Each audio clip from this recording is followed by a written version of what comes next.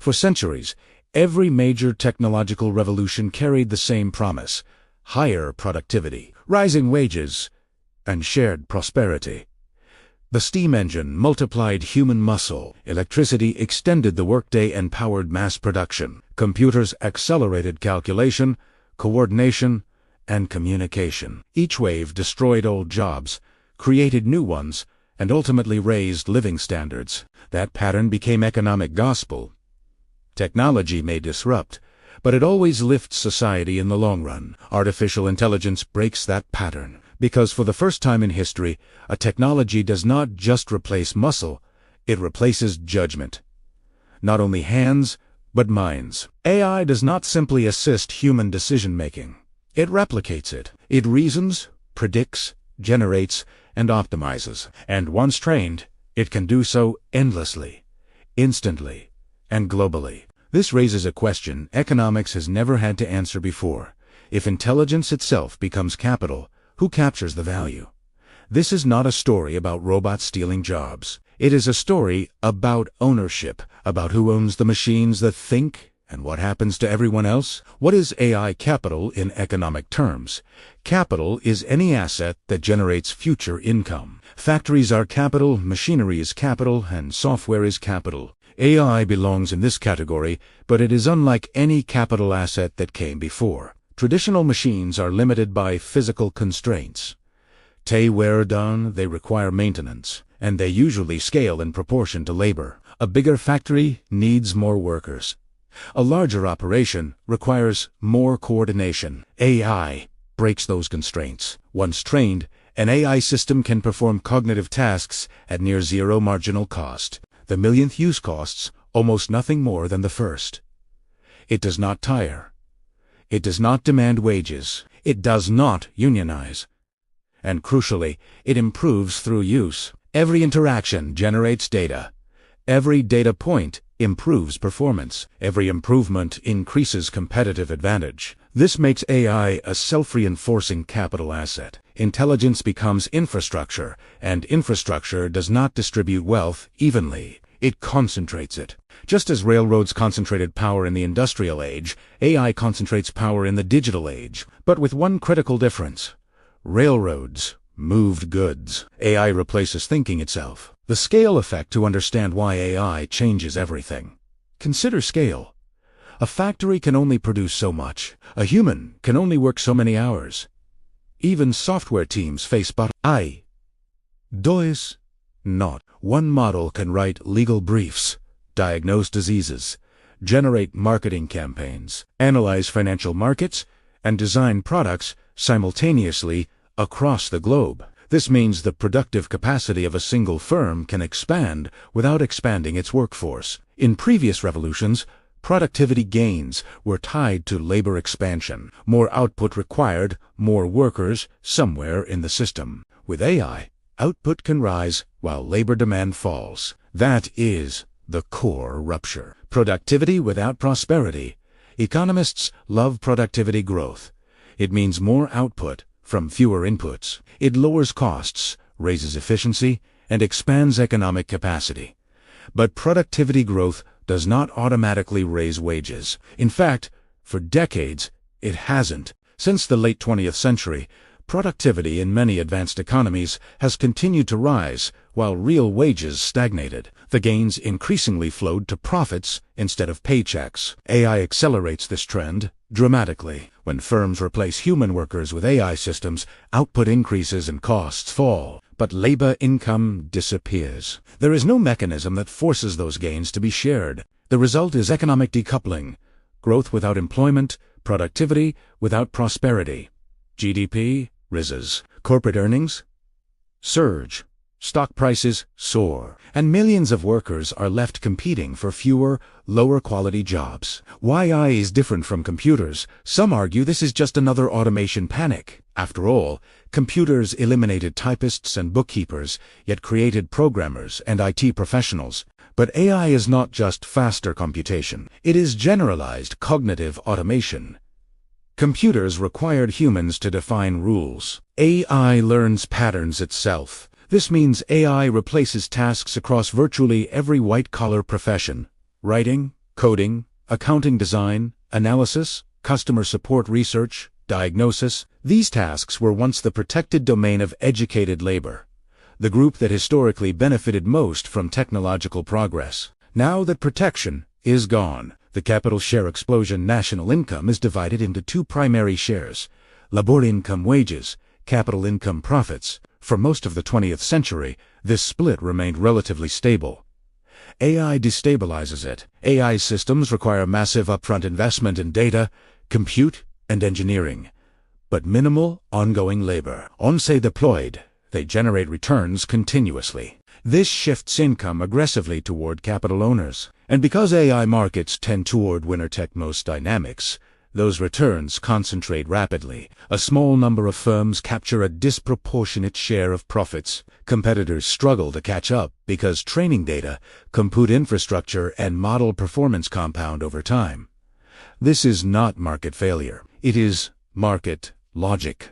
The result is a capital share explosion, where profits absorb an ever larger portion of economic output and wages shrink as a share of national income. Winner-take-all by design. AI markets are not competitive in the traditional sense. They are monopolistic by design. Data advantages compound. Performance improves with scale. Network effects lock users in. The strongest systems attract the most users. The most users generate the most data. The most data produces the best models. This feedback loop creates gravitational dominance. Once a system pulls ahead, rivals fall further behind. Entry barriers rise, switching costs increase, and the market tips. We have seen this before with social media, search engines, and e-commerce platforms. AI amplifies the effect. Labor in a losing position. In traditional labor markets, workers gained bargaining power when their skills were scarce. AI makes cognitive labor abundant by duplicating it infinitely. A single AI system can perform the work of thousands, sometimes millions of people at once. That changes the negotiating table. Employers no longer compete for workers. Workers compete with machines. Wages fall. Job security erodes. Employment becomes temporary, fragmented, and monitored by algorithms. The labor market becomes a permanent buyer's market. And unlike previous disruptions, there is no natural floor where demand rebounds. A quiet transformation. This transition does not look like mass unemployment overnight. It looks like hiring freezes. Like freelance contracts replacing full-time roles. Like junior positions disappearing. Like wage growth stalling despite record profits. It happens quietly, statistically, until it's irreversible. The most common reassurance offered during every technological disruption is simple: new jobs will be created. And historically, that has been true. The Industrial Revolution eliminated artisans, but created factory workers. Electricity displaced manual labor, but created entire manufacturing sectors. Computers destroyed clerical work, but produced software engineers, IT services, and digital industries. So the question is not whether AI will create new jobs. The question is whether it will create enough.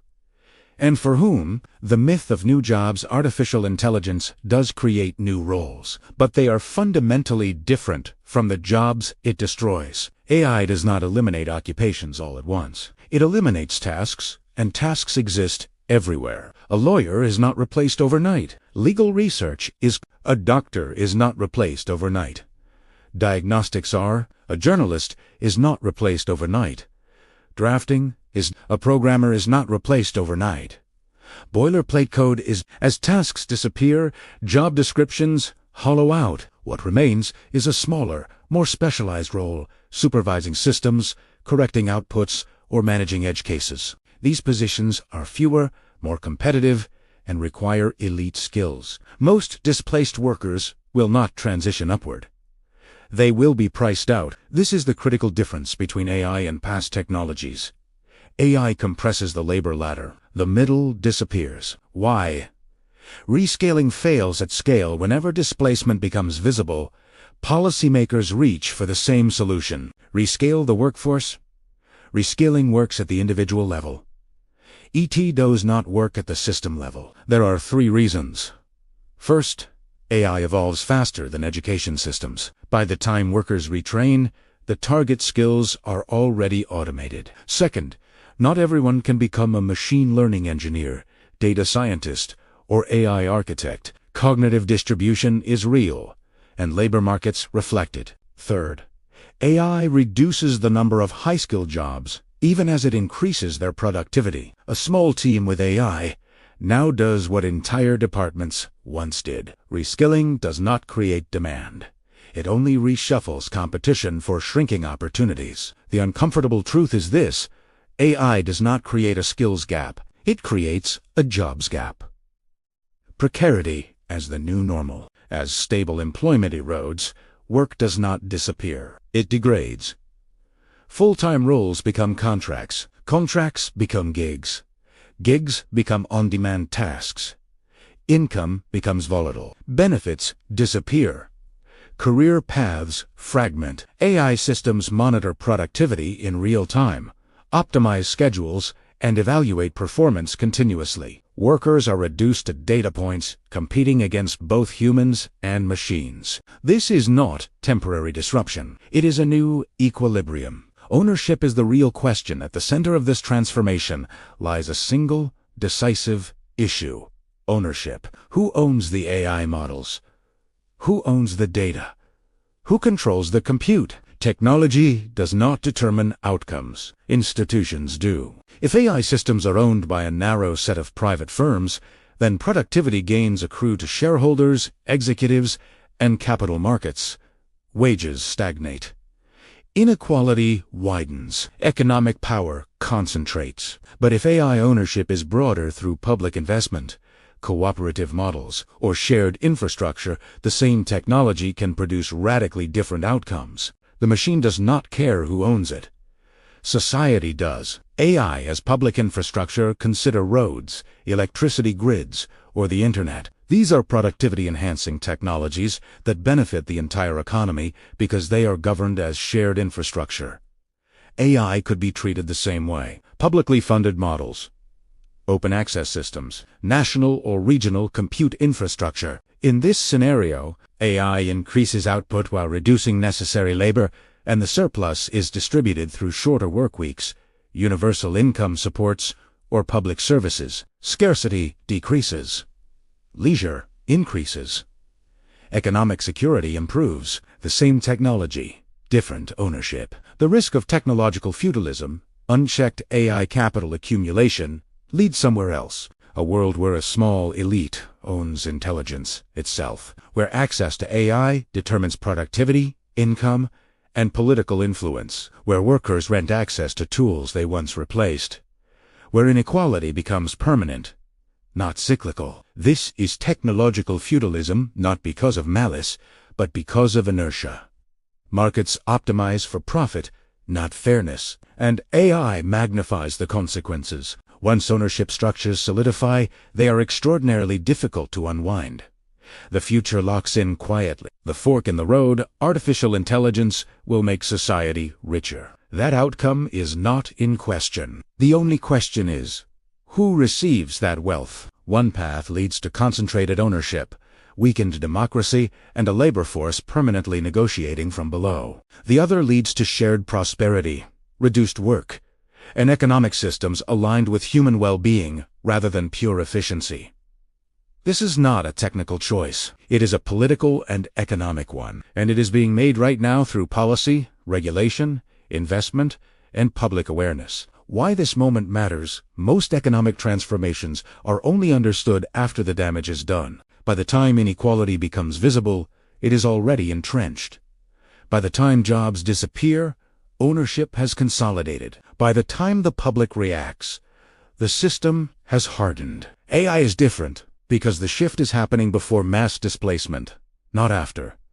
There is still time to choose, but time is limited. The silent transfer of power, the greatest economic changes, rarely announce themselves. They happen quietly in balance sheets, algorithms, and contracts, while attention focuses on flashy demos and speculative fears. The real story unfolds beneath the surface. Capital replacing labor, ownership concentrating power, shifting upward. By the time the effects are obvious, the decisions are irreversible. Final thought: AI is not just changing jobs, it is changing who owns the future. If you want to understand the forces reshaping wealth, power, and work before they become headlines, subscribe to Wealth Casebook, because the biggest economic shifts don't arrive with alarms. They arrive silently, and by the time everyone notices, it's already too late.